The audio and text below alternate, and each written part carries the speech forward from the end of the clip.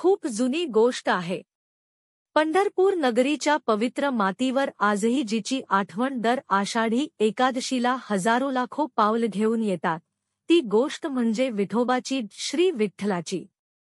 एका वेळेस संत पुंडलिक नावाचा एक मोठा भक्त होता.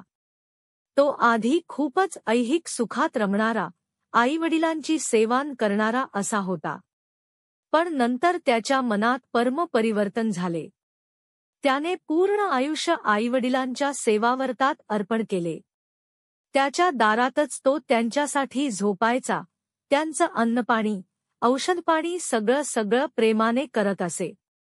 त्यावेळेस भगवान श्रीकृष्ण, विष्णू, आपल्या भक्ताच्या प्रेमाने भारावले आणि त्याला दर्शन द्यायला पृथ्वीवर आले पंढरपूरला. श्रीकृष्ण पंढरपूरमध्ये पुंडलिकाच्या घरी पोहोचले, पण तो त्यावेळी आपल्या वृद्ध आईवडिलांची सेवा करत होता. त्याला कळले की द्वाराशी कोणीतरी आले आहे, पण सेवा अर्धवट सोडून उठणे त्याला योग्य वाटले नाही. त्याने बाहेर जाता एक वीट श्रीकृष्णाच्या पायाखाली ठेवण्यासाठी फेकली आणि म्हणाला, प्रभो, क्षमा करा, पण मी सेवा अर्धवट सोडू शकत नाही. कृपया या विटेवर उभे रहा. श्रीकृष्ण त्या भक्ताच्या भावनेने भारावले.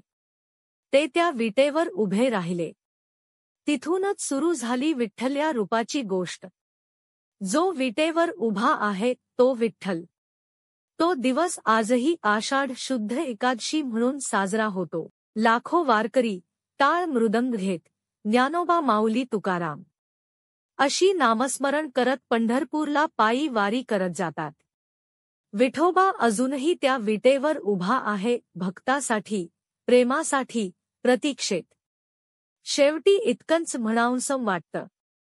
उभा आहे भक्तासाठी, तो पांडुरंग राजा, टाळमृदंगात नाचतो, प्रेमाचा हा साजरा.